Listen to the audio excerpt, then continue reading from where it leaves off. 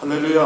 아멘. 하나님은 살아계십니다. 아멘. 예수님이 지금 이 자리에 우리와 함께 계십니다. 아멘. 주님은 우리의 마음을 다 아시고 우리의 생각을 다 아십니다. 하나님께 우리 중심으로 예배 드리시고 같이 말씀 나누는 시간이 되기를 바랍니다. 우리 말씀 증거하기 전에 우리 한 2, 3분간 같이 한번 기도했으면 좋겠습니다. 이 시간 하나님께서 우리 마음을 주장하셔서 오늘 말씀을 통하여 우리에게 필요한 말씀 허락하시고, 또 혹시 오늘 이 자리에 상한 마음을 갖고 나오신 분 있습니까? 주님께서 치유해 주시기 원합니다. 혹시 내 육신의 질고와 고통 중에 있는 분이 있습니까? 하나님께서 치유의 은혜를 베풀어 주시기 원합니다. 혹시 이 자리에 있는 분 중에서 마음이 불붙어서 전하지 않으면 견딜 수 없는 뜨거운 마음을 갖고 나오신 분 있습니까? 하나님께서 그 사역에게를 인도하실 줄 믿습니다. 혹시 자녀를 위해서 눈물로 기도하시는 분이 있습니까? 하나님께서 응답하실 줄로 믿습니다. 오늘 말씀을 통해 하나님께서 우리에게 주시는 말씀을 깨닫는 시간 될 수 있도록 우리 한 2, 3분간 합심으로 기도하고 말씀을 증거하겠습니다. 우리 같이 한번 기도하겠습니다. 할렐루야. 살아계신 하나님 아버지, 오늘 아버지 이 자리에 주를 불러주심을 감사합니다. 오늘 이 자리는 거룩한 자리요 살아계신 하나님께서 영광 받기 위해서 저희를 이 자리에 세우신 자리인 줄 믿사옵니다. 저희의 마음의 진심을 다하여 거룩한 하나님의 영광을 전할 수 있도록 하나님의 도와주시기를 간절히 바라고 합니다. 저희의 마음의 문을 열어주시기 원합니다. 성령님이 이 자리에 함께 하셔서 저희의 마음의 문을 활짝 열어주시옵시고, 그 마음 가운데 하나님의 그 뜻을 하나님께서 놀라신 은혜를 사모하며 저게 그것을 인할 수 있도록 하나님의 도와주시기를 간절히 바라고 합니다. 주님은 상한 갈 때도 꺾지 아니하시고 또 저거는 등불도 끄지 아니하시는 자비로우신 하나님이 줄 믿습니다. 아버지 하나님 이제는 나 모든 신분들의 하루를 함께 해주시고 은혜 베풀어 주시기를 간절히 바라고 하옵나이다.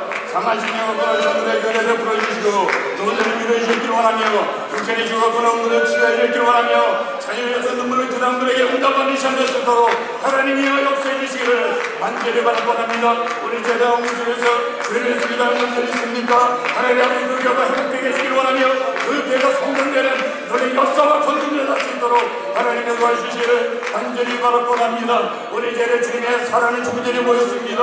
하나님이 함께 해주시옵소서. 하나님이 오늘 이 시간 말씀에 내려 주시옵시고 주님의 성령을 충만케 해주시길 원하며 하나님을 여시옵시고 우리에게 필요한 말씀을 허락해 주시기를 간절히 바라고 합니다. 이 시간 성령을 충만하기를 원합니다. 성령님 오시옵소서. 함께 해주옵소서. 은혜 베풀어 주시길 원합니다. 제 마음의 문을 활짝 엽니다. 하나님이 역사해 주시고 은혜 베풀어 주시옵소서. 상한 갈 때도 꺾지 아니하시고 꺼져가는 등불도 끄지 아니하시는 자비로우신 하나님, 이 자리에 상한 심령 갖고 나온 분들이 있사옵나이다. 하나님 그 심령을 위로하여 주시옵소서. 육신의 질고로 고통받는 분들이 있사옵나이다.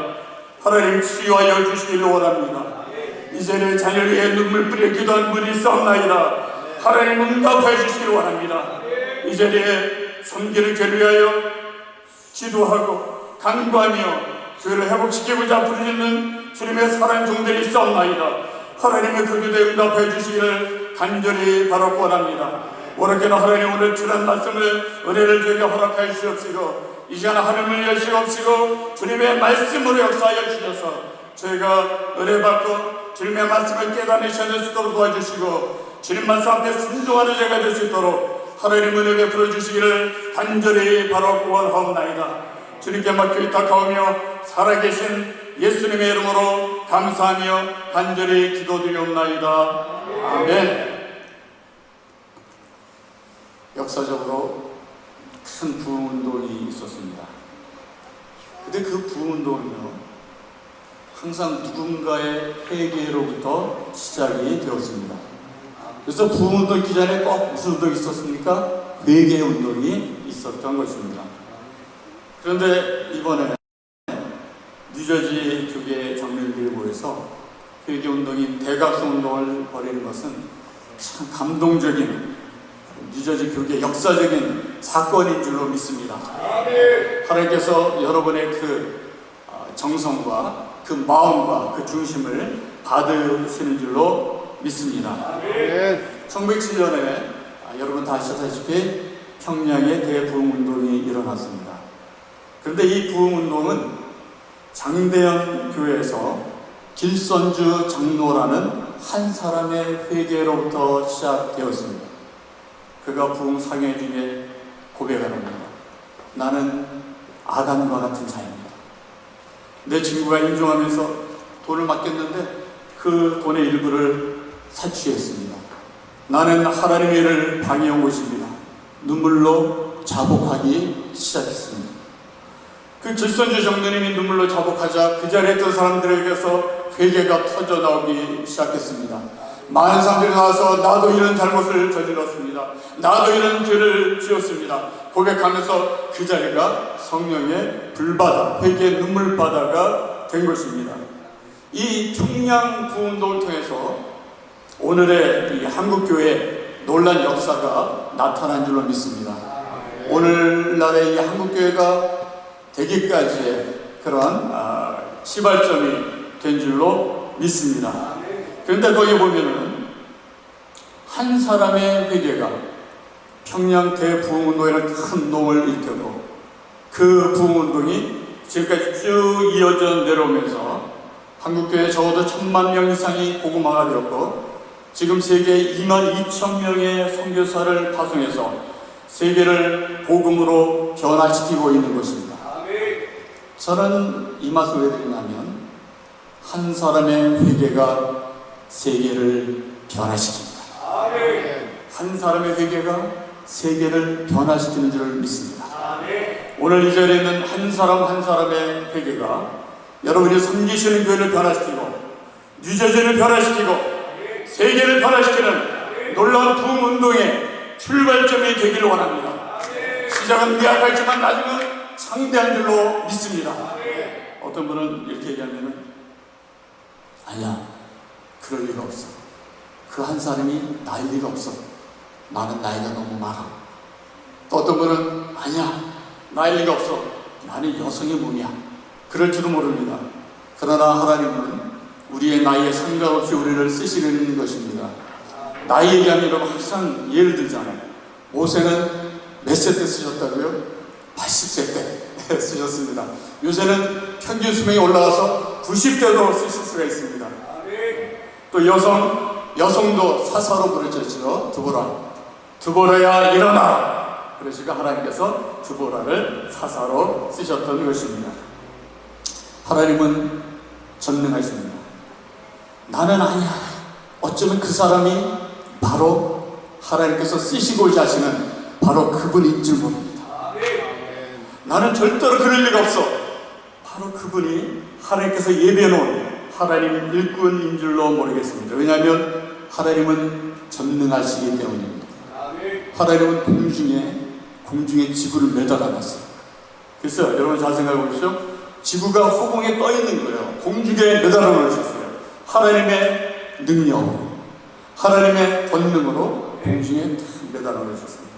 하나님은 불가능을 가능케 하시고 무의 수유를 창조하시고 없는 것에서 있게 하시고 하나님은 오늘도 저와 여러분 위에 역사하시는 전능하신 하나님인 줄 믿으시기 바랍니다.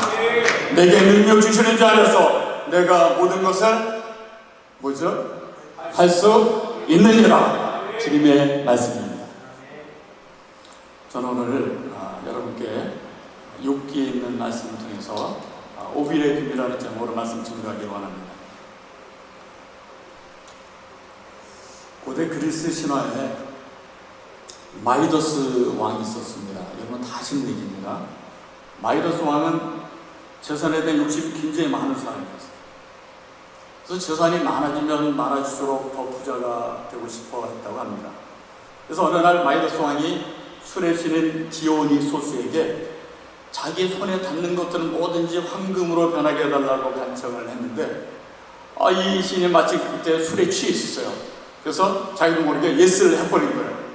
그래서 이 마이더스는 손에 닿는 것마다 다 황금이 되게 되었습니다. 그릇에 손을 대면 이게 황금 그릇으로 바뀌는 거예요. 마취에 손을 대면 황금 마취가 되는 것입니다. 침대에 손을 대면 황금 침대로 바뀌는 거예요. 얼마나 신나겠습니까? 손만 대면 황금이 되니까. 그래서 배고픈지도 모르고 거치는 대로 금으로 만들어서 자기가 살고 있는 궁전이 다 황금으로 찬란하게 바뀌었습니다. 이렇게 신나게 황금으로 변하게 하고 보니까 배가 고파졌어요. 시장이었습니다. 그래서 시종이 차려온 음식을 먹으려고 딱 손을 댄 순간 그 음식이 금으로 변하고 말았어요. 깜짝 놀랐어요. 이게 뭐지? 음식을 먹어야 되는데 음식이 금으로 변하고 말았어요. 음식을 먹을 수가 없습니다. 그래서 마음이 너무나 낙심되는 거예요. 이게 아닌가. 그때 마침 사랑하는 딸이 탁 내려왔습니다. 그러니까 이 왕이 너무너무 낙심해서 자기 사랑하는 딸에게 위로받으려고 얘야 하면서 탁 끼얹는 순간 딸이 어떻게 됐죠? 금으로 바뀌고 말았습니다. 그 순간 이 왕이 깨달아요. 손을 대는 것마다 황금이 되는 것은 사실은 축복이 아니라는 사실을 깨닫습니다. 그저 음식을 먹을 수 있는 것이 축복이고, 그렇죠? 사랑하는 딸이 그대로 사랑하는 딸로 살아있는 게 축복이고, 지금 제가 누리고 있는 것 자체가 축복이었다는 것을 그제서야 깨닫게 된 것입니다. 오늘 성경에는 오빌의 금이라는 말이 나옵니다.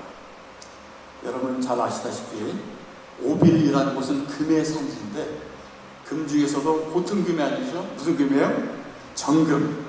요새는 순금이라고 해요. 정금, 순금이 나오는 것으로 유명한 곳입니다. 그래서 그 당시 사람들은 금 중에서도 오빌의 금을 최고의 금으로 이렇게 여겼습니다. 황금이라는 것 자체가 굉장히 귀한 그때 세대인데, 거기에다가 오빌의 금은 금 중에서도 아주 최고의 정금이었던 것입니다. 그래서 이스라엘이 최대로 부흥한 솔로몬 왕 때 화려해진 솔로몬의 성전을 뭘로 입혔죠? 오빌의 금으로 입혔던 거죠. 이렇게 귀한 금이에요. 근데 오늘 말씀 보니까 이렇게 되어 있습니다. 보배를 진토에 버리고 오빌의 금을 강가의 돌에 버리라. 제가 지금 읽는 것은 옛날 성경입니다. 지금 성경 뭐라 하나 이렇게 나와있어요. 내 보화를 티끌로 여기고 오빌의 금을 계곡의 돌로 여겨라. 이렇게 해서. 근데 원어상으로 보면 버려라가 좀 더 맞는 것 같아요. 제가 원어를 분석해 보니까 원어상에는 버리라는 거예요. 내 보배를 진토에 버리고 오빌의 금을 강가의 돌에 버려라. 여러분, 사람들에게는 인생의 보배로 여겨지는 것들이 있습니다. 오빌의 금처럼 아주 귀하게 생각되는 것이 있습니다. 자기 마음속에 우상인 것이 있어요. 그것을 소유하면 그게 축복이고, 그것이 많은 것이 행복인 것처럼 느껴지는 것이 있습니다. 그것이 재물일 수도 있고, 권세일 수도 있고, 명예일 수도 있고, 학벌일 수도 있고, 중독의 대상인 어떤 것일 수도 있고, 자기가 추구하는 어떤 가치일 수도 있습니다. 그것을 버리면, 그것이 없어지면 인생에 아무 낙도 없고 자신의 힘이 없어지고 행복하지 못할 것이라고 생각하는 바로 그것입니다. 그런데 자신에게 보화라고 여겨지는 세상의 것을 다시는 찾을 수 없도록 티끌 속에 버리며 오빌의 정금을 계곡의 돌바닥에 버리며, 금을 돌바닥에 버리면 찾을 수 있을까요? 못 찾습니다. 그렇죠? 돌바닥은 못 찾아요. 못 찾습니다. 버리면 성경 뭐라고 얘기하냐면요, 전능자가 너의 보배가 되신다고 하십니다. 전능자가 너의 보화가 된다고 이렇게 말씀을 하고 계시는 것입니다. 하나님보다도 더 큰 보화라고 여기는 바로 그것을 버리면 누가 보화가 되세요? 하나님이 우리의 보화가 되신다는 것입니다. 마이다스 왕처럼 인생의 보화를 다른 데서 찾는 사람은 망하는 사람. 돈이라는 보화, 명예라는 보화, 권세라는 보화 때문에 진짜 중요한 것을 발견할 수 없기 때문입니다. 그런데 그것을 버릴 때 성경 뭐라 하냐면 전능자가 보화가 되시며 고귀한 은이 되시기에 비로소 전능자를 기뻐하여 하나님을 향할 수 있게 된다는 것입니다. 그래서 성경은 내 보배를 진토에 버리고 오빌의 금을 강가의 돌에 버리라. 그리하면 전능자가 내 보배가 되시며 내게 귀한 은이 되시나니 이에 내가 전능자를 기뻐하여 하나님께로 얼굴을 들 것이라. 예수님을 따르는 부자 청년이 있었습니다. 예수님께 물어봤어요. 선생님, 내가 도대체 무슨 선한 일 해야지 영생을 얻겠습니까? 그랬더니 예수님께서 뭐라고 하셨죠? 내가 생명에 들어가려거든 계명들을 지켜라. 가로되 어느 계명입니까? 살인하지 말라, 간음하지 말라, 도적질하지 말라, 거짓 증거하지 말라, 내 부모를 공경하라, 내 이웃을 내 몸같이 사랑하라 하신 것이라. 그 청년이 말하죠. 이 모든 것을 내가 지켰사오니 아직도 무엇이 부족하니까. 그때 예수님이 이렇게 말씀하십니다. 가라사대 내가 온전하고자 할진대 가서 내 소유를 팔아 가난한 자들을 주라. 그리하면 하늘에서 보화가 내게 있으리라. 그리고 와서 나를 쫓으라. 다시 말씀드리면요, 내 보배를 티끌로 여기고 오벨의 금을 계곡의 돌로 여겨 그것들을 가난한 자들에게 나눠주어라.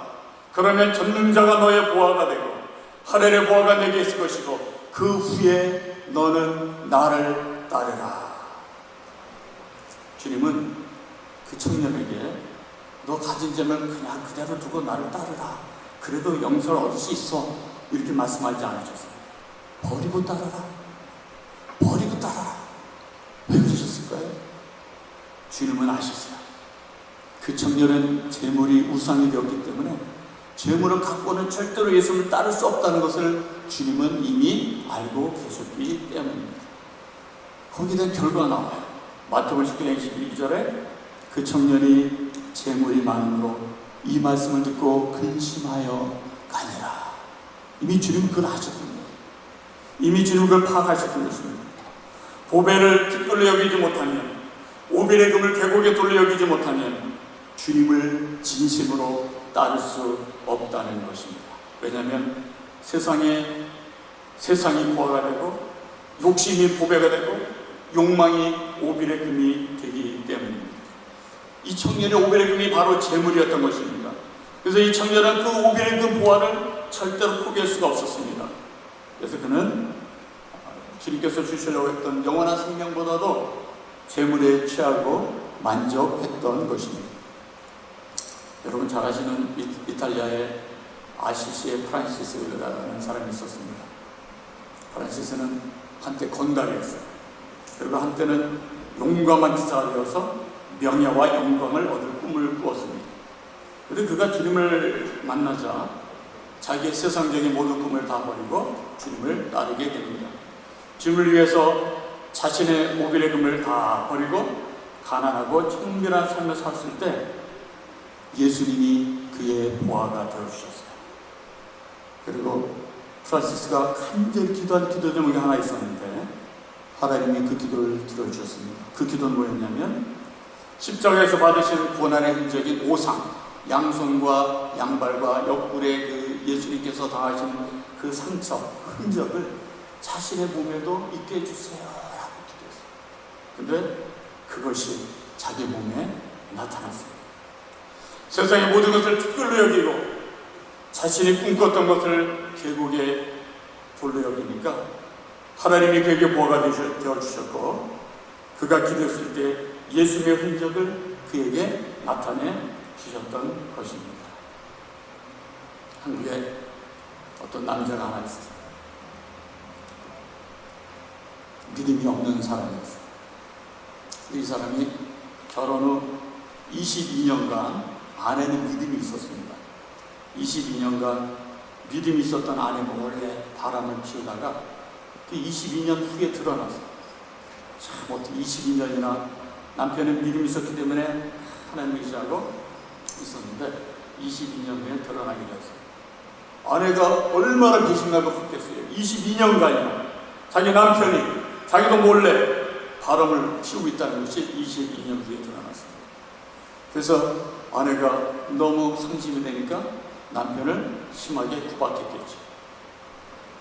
그래서 그는 아내와 자녀들에게 완전 밑바닥이 되고 말았습니다.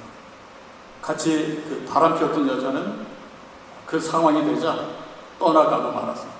그 사람은 가정도 또 불리녀도 다 갖고 싶었는데, 가정이 고비였고 불리녀가 오벨의 금 같은 우상이었는데 하루아침에 다 깨어져 버리고 말았습니다. 고배도 상처가 났고 오빌의 금도 벌어졌습니다. 자기가 아닌 타이로 인생의 밑바닥에 버려져서 너무너무 처량합니다. 자신의 죄가 슬프고 지금의 상황이 고통스럽고 누구한테 하소연도 할 수 없어요. 왜 그렇죠? 자신의 죄입니다. 자신의 죄이기 때문에 누구한테 얘기도 할 수 없습니다. 그러다가 어느 교회에 현수막을 보게 되는데 현수막이 이렇게 쓰여져 있어요. 슬프면 갇힌 거예요. 슬프면 갇힌 거예요. 인생의 밑바닥에서 가정이란 보배도 깨어지고 오벨의 금도 사라지고 그는 울려고 주님께로 나아가게 됩니다. 자신의 죄를 통곡하고 자신의 처지를 통곡하기 위해서 주님께로 나아갔는데 거기서 주님을 만나게 됩니다. 놀라운 역사가 일어났어요. 거기서 주님을 만나게 됩니다. 인생의 보배도 깨지고 오벨의 금도 버려지게 되니까 그때서야 누가 보배가 되셨어요? 하나님이 그에게 보배가 되신 것입니다. 그리하면 전능자가 내 보배가 되시며 내게 귀한 은인이 되시리니, 그제서야 하나님이 보이는 거예요. 전에는 하나님 볼 수가 없었습니다. 그제서야 하나님이 보이는 거예요. 욥기 22장 26절에 이에 내가 전능자를 기뻐하여 하나님께로 얼굴을 들 것이라. 그제서야 하나님을 기뻐하며 하나님을 바라보게 되는 것입니다. 하나님이 이제 보이기 시작하니까요, 내 인생을 의지할 뿐 오직 하나님이시다라는 깨닫게 됩니다. 하나님이 마음이 기쁜 거예요. 하나님을 기뻐하고 하나님을 바라보게 되는 것입니다. 욥기 22장 27절 이렇게 말씀했어요. 너는 그에게 기도하겠고 그는 들으실 것이며 너의 소원한 것을 내가 갚으리라. 그리고 그는 주님께 자기의 깨어진 가정을 위해서 기도했고 하나님이 그의 기도를 들으셨습니다. 그래서 그는 그 교회에서 열심히 구역예배에 참석해서 나중에는 그 구역예배 리더가 되었습니다. 하나님이 보배가 되시니까 여기서 진정한 행복이 무엇인지를 발견하게 됩니다. 그래서 자기 아내랑 같이 그 교회에 다니게 됐어요. 근데 아내가 구역예배 참석할 때마다 이렇게 때로는 모멸을 주는데요. 고통을 주는데요.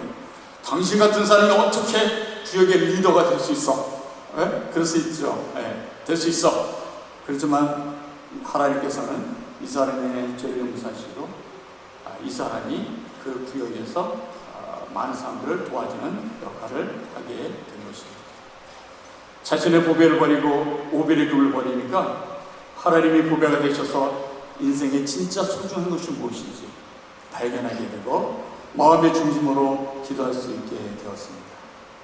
하나님이 우리의 진정한 보화가 되실 때 우리의 기도가 응답될 것입니다. 욥기 22장 28절에 내가 무엇을 경영하면, 새 성경에는 내가 무엇을 결정하면, 내가 무엇을 원해 보니까 내가 무엇을 결단하면 이루어질 것이요. 하나님이 보배가 되시면요, 하나님이 보화가 되시면 우리가 무엇을 결단하든지 그것이 이루어질 것이요. 내 길에 빛이 비치리라. 이렇게 말씀을 하고 있습니다. 하나님이 보화가 되실 때 저와 여러분이 무엇을 결단하든 무엇을 결정하든 그것이 이루어지는 줄로 믿습니다. 우리 길의 말씀의 빛이, 사랑의 빛이, 은혜의 빛이, 능력의 빛이 비추는 줄로 믿습니다. 하나님이 우리 인생의 보화가 되시기를 원합니다. 여러분, 우리가 이 세상을 떠나 천국 문 앞에 섰을 때, 여러분 한번 상상해보죠. 우리가 이 세상에서 눈을 감고 천국 문 앞에 섰을 때, 그때 우리에게 가장 소중한 것이 무엇이겠어요? 지금 우리가 필요한 것이 참 많습니다. 그러나 천국 문 앞에서는 우리에게 가장 소중한 것이 무엇이겠습니까? 우리 위해서 십자가에서 죽으신 예수 그리스도 이름, 그것만이 소중해요. 다른 거는 다 쓰레기입니다. 그것만이 소중한 거예요. 천국 문 앞에 서서는 다른 게 아무 필요가 없는 것입니다. 예수 그리스도, 그분만이 가장 소중한 것입니다. 예수님의 십자가의 은혜가 아니면 우리는 절대로 그 문에 들어갈 수가 없는 것입니다. 예수님이 우리 위해서 십자가 살찌 지시고 피 흘리시며 사흘 만에 부활 승천하지 않으셨으면 우리는 그곳에 들어갈 수가 없는 것입니다. 지금 주님께서는 우리에게 오셔서 우리에게 구원주로 오셔서 지금 이곳에 함께 계십니다. 그런데 그날은요, 예수님이 구름을 타고 이 땅에 능력과 권능으로 오실 그때는 심판주로 오실 거예요. 지금은 구원주이시지만 그때는 심판주로 오시는 것입니다. 어떤 교회 중직장분이 저에게 오셔서 상담을 했습니다. 자신이 우연히 어떤 간증을 듣게 됐대요. 우연히 무슨 유튜브에 간증이 참 많이 나오는데 간증을 듣게 됐는데 어떤 성도가 이제 교통사고로 죽었다가 병원에서 깨어났어요. 근데 죽었을 때 천국을 갔다 왔대요, 성도가. 그래가지고 천국에 갔던 얘기를 하는 거를 우연히 본 것 같아요, 그분이. 근데 그분이 그 간증 중에 하나가 마음에 걸린다는 거예요. 그래서 그게 뭡니까? 그러니까 그 이제 미국 사람입니다. 미국 사람이 천국에 갔다 왔는데 보니까 자기가 그 천국에 꼭 있을 줄 알았던 중직자가 하나도 없더래요. 그리고 예상치 못한 사람이 그곳에 있더래요. 그래서 그 간증하는 걸 이분이 들은 거예요. 그러면 이걸 딱 들으니까 갑자기 마음에 염려가 생긴 거예요. 나더러 주여 주여 하는 자마다 천국에 다 들어갈 것이 아니라 다만 하늘에 계신 내 아버지의 뜻대로 행하는 자라야 들어가리라. 그 말씀이 갑자기 확 들어오면서 내가 주님 뜻대로 살지 못한 게 너무 많은데 나는 화도 잘 내고 나는 정말 딴 사람들 모르는 부끄러운 일도 있고 나는 아무도 모르는 설마 저 사람이 그런 죄도 있는데 나는 당연히 천국에 들어갈 줄 알고 있다서 눈을 딱 감았는데 눈을 뜨면은 찬란하고 아름다운 천국에 눈을 뜰 줄 알았는데 눈을 떠보니까 이글이글 타오르는 불꽃 속에 내가 있다면 어떻게 할까? 마음이 고민이 돼가지고 저한테 상담을 했습니다. 목사님, 내가 진짜 천국에 들어갈 수 있을까요? 그래서 제가 한 말씀 했죠. 당신이 회개하면 당신은 절대로 망하지 않습니다. 당신은 회개할 수만 있다면 절대로 망하지 않습니다. 우리는 예수님의 핏값으로 죄사함과 구속을 받았습니다. 회개가 안 되는 것이 문제지요. 우리가 하나님 앞에 회개만 될 수 있다면은 우리는 이 땅에서 눈을 감아도 영광의 천국에서 눈을 뜨게 될 것입니다. 예수님의 공로로. 그런데 우리가 회개를 하고 싶어도 회개가 참 안 될 때가 많아요. 하나님께서 회개 은혜를 주셔야 돼요. 회개 영을 부어주셔야 돼요. 전에 제가 조용히 목사님 여의도 순복음교회 설교 듣다가 그분이 이런 얘기를 하더라고요. 뭐라 그러냐면 자기 친구 중에 목사님 한 분 계신데 목사 하다가 그냥 그만두고 다른 세상 일을만 했대요. 수일 안 하고. 근데 어느 날 자기한테 와서 목사님, 나는 아무리 회개하려고 해도 회개가 안 돼요. 완전히 세상 길로 가신 분인데 나는 아무리 회개하려고 해도 회개가 안 돼요. 여러분, 회개가 축복인 줄로 믿습니다. 우리가 회개할 수 있는 것이 축복인 줄로 믿습니다. 우리가 눈물 뿌리 회개할 수 있는 것이 하나님의 은혜인 줄로 믿습니다. 회개가 안 되면 끝나는 거예요. 그렇죠? 회개가 안 되면 끝나는 거예요. 우리가 살면서 우리가 좀 뜻대로 살기를 원하지만 항상 그대로 살 수는 없잖아요.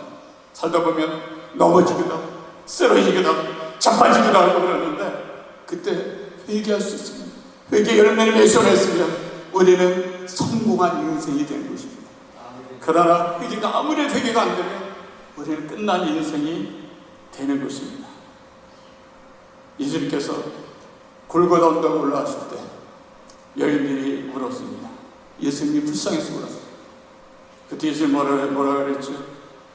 나를 위해 울지 말고 너와 내 자녀들을 위해 울라. 우리는 울어야 합니다.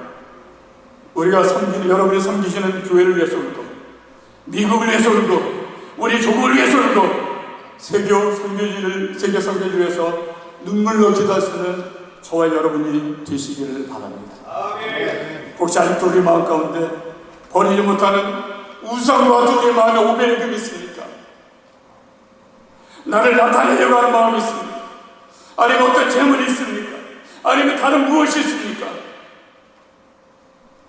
아직도 우리 마음속에는 세상의 보화가 아직도 그대로 있습니까?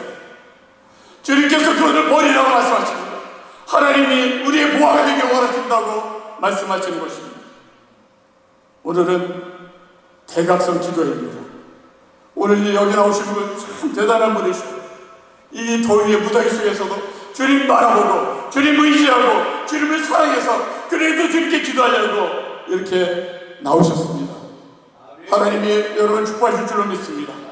오늘은 회개하는 날입니다. 하나님 저와 여러분의 회개 눈물을 받으실 것입니다. 그 눈물병에 우리의 눈물을 받으실 것입니다.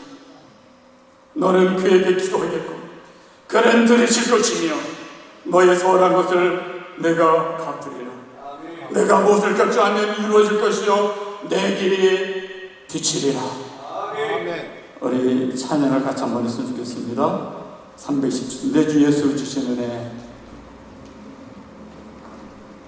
내 주 예수 주신 은혜 하나뿐만 우리 예수님 바라보시면서 우리 이 찬양을 한번 우리 위해서 십자가에 피 흘리신 그 주님 바라보시면서 우리 같이 한번 찬양하겠습니다.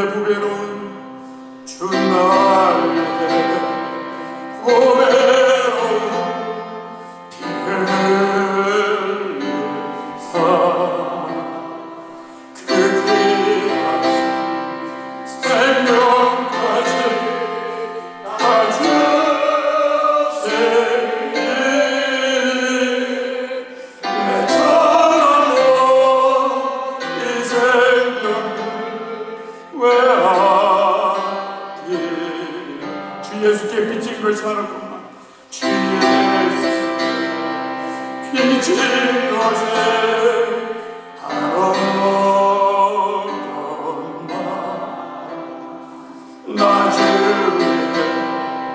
가는 것이 잠자게 주 예수여 너를 우리 3절 다시 말해 주 예수께 비친 것이 주 예수께 비친 것이 바로 나 주위에 갚은 것이 참다니 주 예수여 너는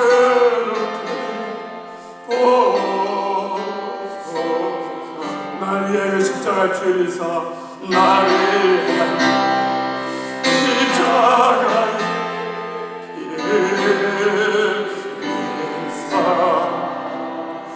주 예수의 은혜로서 내 죄를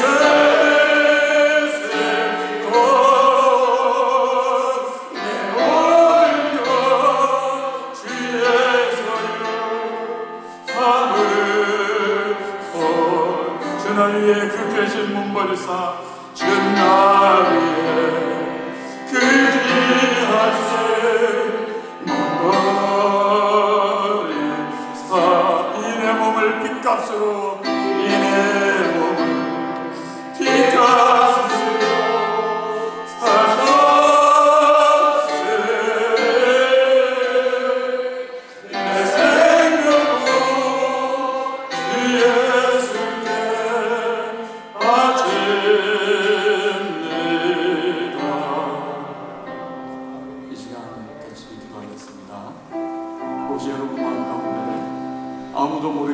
마음속에 감춰두었던 복의 보화가 있습니다. 이 시간에 진토 속에 버리는 시간이 되시기를 원합니다. 아무도 모르게 숨겨두었던 우빌의 김이 있으니까 이 시간에 강가의 돌에 던져버리기를 원합니다. 그래서 이제 하나님이 나의 보배가 되시고 하나님이 나의 보배 우빌의 김이 되시기를 원합니다. 이 시간 주님, 우리 마음에 감춰두었던 세상의 보배를 진토 속에 버리겠습니다. 우리 마음속에 주님보다 더 사랑했던 오빌의 금을 강가의 돌에 던져버리겠습니다. 우리 이사님과 같이 한번 기도하는 시간 갖겠습니다. 할렐루야. 살아계신 하나님, 이제 우리 마음 가운데 있는 아버지 하나님, 주님께서 기뻐하지 않는 모든 것들, 주님보다 더 사랑했던 모든 것들을 이제는 다 버리기를 원합니다. 진도 속에 버리기를 원합니다. 강가의 돌에 던져버리기를 원합니다. 하나님이 우리의 보배가 되시기를 원합니다. 하나님만이 우리의 보화가 되시기를 원합니다. 하나님이여, 우리의 지킴을 하시는 하나님, 이 시간을 주 앞에 내놓을 때 하나님이여, 하나님께서 우리 마음의 중심을 다하시는 하나님, 하나님이여, 우리 마음의 중심을 다하시는 하나님, 아버지, 주 앞에 은밀한 모든 것을 다 내놓습니다. 하나님, 이 시간이 없습니다. 하나님, 이 시간에 함께 해주시기를 원합니다. 아버지, 하나님, 이 시간에 회개를 더하여 주셔서 제할 때 회개가 고백하는 때가 될 수 있도록 하나님이여, 은혜를 베풀어주시기를 간절히 바라고 원합니다. 살아계신 하나님, 전능하신 하나님, 하나님 주 앞에 내놓기를 원합니다. 하나님 주 앞에 맡기를 원합니다. 하나님,